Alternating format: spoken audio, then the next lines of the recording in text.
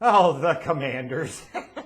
There are so many reasons to laugh about the Washington Commanders. They are a long, long ways away from the days of Joe Gibbs. They are even a long, long, longer days away from the days of Sammy Baugh. I mean, just look at their name. The Commanders. And you can say, stop making fun of my team. All 50 Commanders fans that might actually watch this, but nah, come on. You know they suck.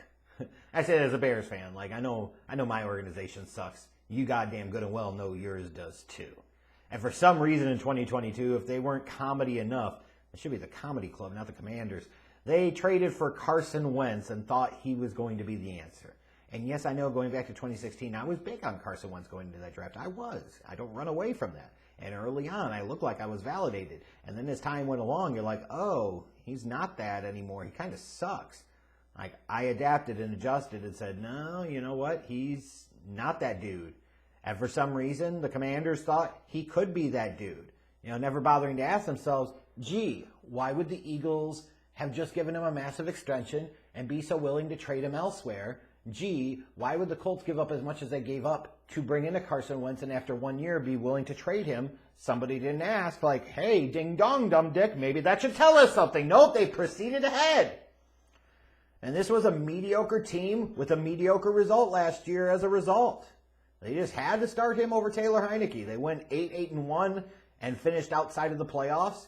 And how stupid was it when you look at the Commanders 2022, a lost season, and they had drafted Sam Howell in the 5th round. It was clearly obvious that Wentz and Heineke weren't going to be the guys, and they wasted almost all year until they gave Howell a start late in the year. To which Ron Rivera said, well, I didn't realize he was that good. I didn't realize you should still have a job, Ron. Like, how stupid can you be? Like, what a wasted 2022. Anyways, you know, the reality is there such a stink and aura of negativity around the Commanders that nothing is really going to change until the leadership at the top changed. And thankfully, finally for Washington fans, Daniel Snyder sold the team. Something you've been waiting for over 2 decades now has finally happened. So you can say, yeah, Carson Wentz and Taylor Heineke are gone, whatever. Daniel Snyder is gone. Like, regardless of wins or losses in 2023, just being a Commanders fan and knowing that Daniel Snyder's not going to be there with all of his stinking harassment over the organization anymore is a massive win. Like, I can't even imagine how great that feels for Commanders fans because you've been waiting for this moment for so long. Like, if nothing good happens in 2023, I don't know anything is good going to happen for the Commanders in 2023. The good has already happened. Daniel Snyder is gone. And that's amazing, isn't it?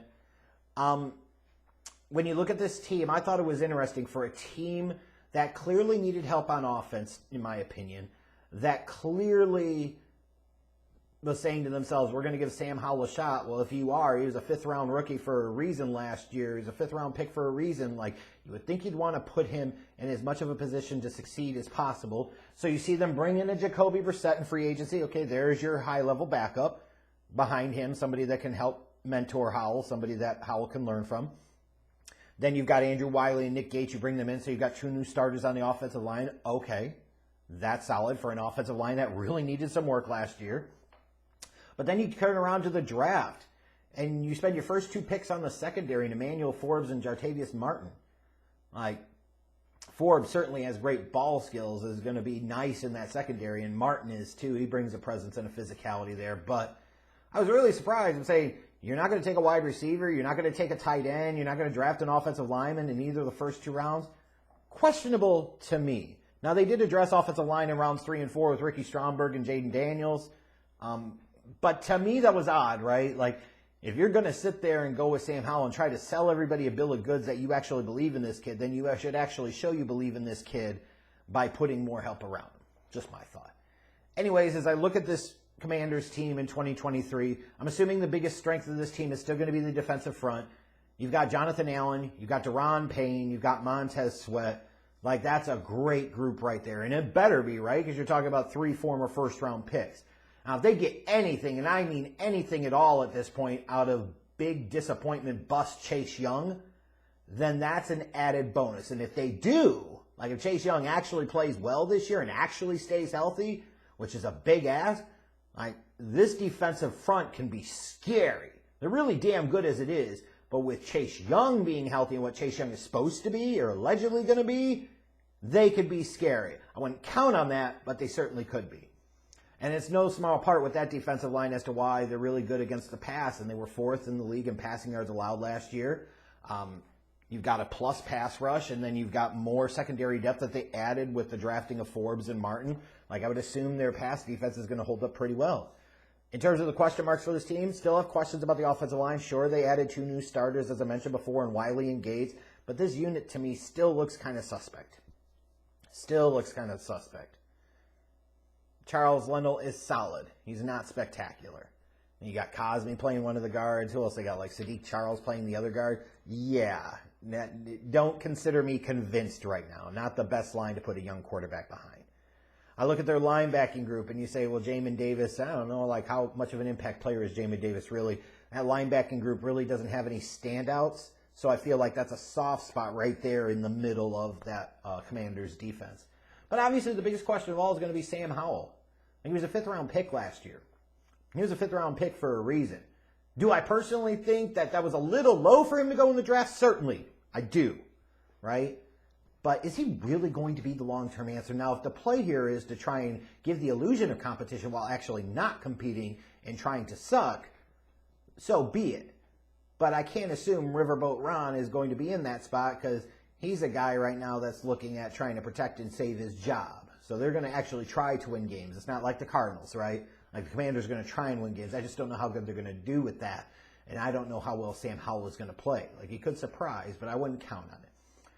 Early on, like, to me, it's about the first half of the season here for the Commanders. Because if you look at their first 2 games, they host Arizona and then they go to Denver. And if the Commanders could somehow, some way start off 2-0, like they've at least built a little positive momentum around their young quarterback, and then watch out. But if they lose both of those games, watch out.